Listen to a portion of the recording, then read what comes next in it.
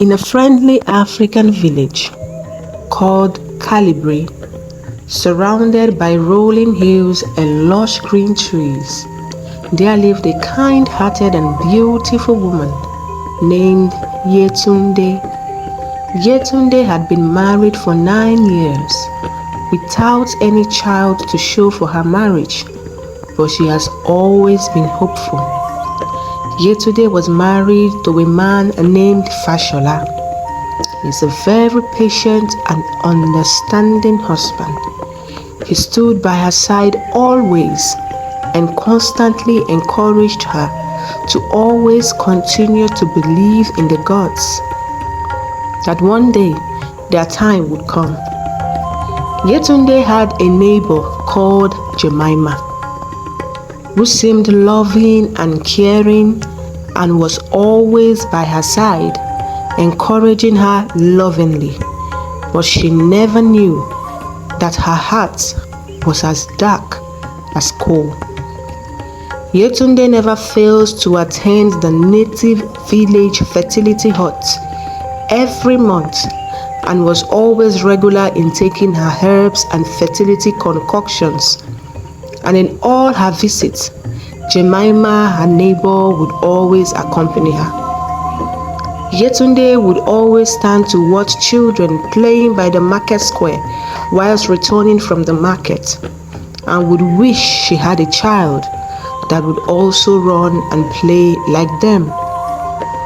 One sunny day, as Yetunde was returning from her fertility visit, she saw a boy raising a big stick to break a beautiful water pot belonging to an old woman.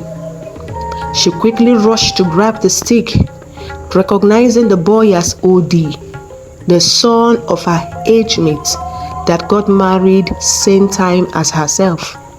She scolded him and asked that he quickly return home to his mother. That evening, whilst Yetunde and her husband were having dinner, they heard a shout outside. Yetunde immediately rushed out, but she was attacked and pulled by the hair by Odi's mother as she abused her.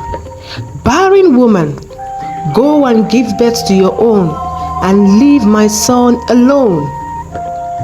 Yetunde rushed into her hut and wept profusely, soaking her pillow with tears as she prayed again to the gods to remember her. Jemima, her neighbor, sat by her bed as she consoled her. One fateful day, the gods smiled upon Yetunde.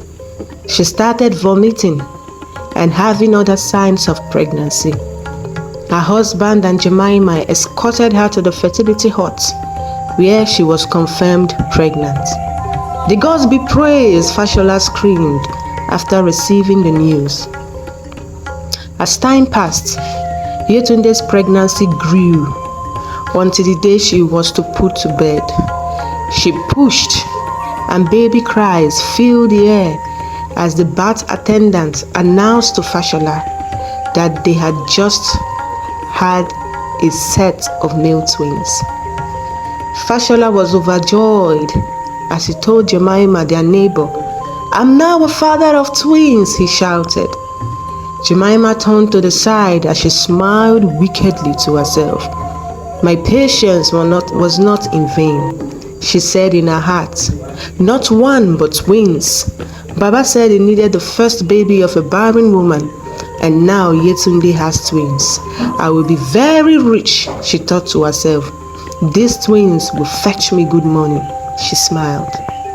The villagers, on hearing that Yetunde has put to bed, trooped into their compound to celebrate with them.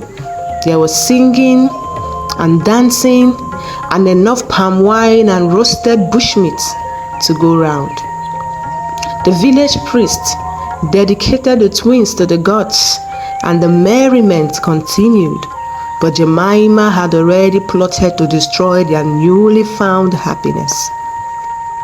On a moonlit night, as Yetunde finished feeding her newly born babies and put them to sleep, Jemima, cloaked in darkness, crept into the hut, with a swift and stealthy hand, and she snatched the babies from their peaceful slumber and ran out of the hut.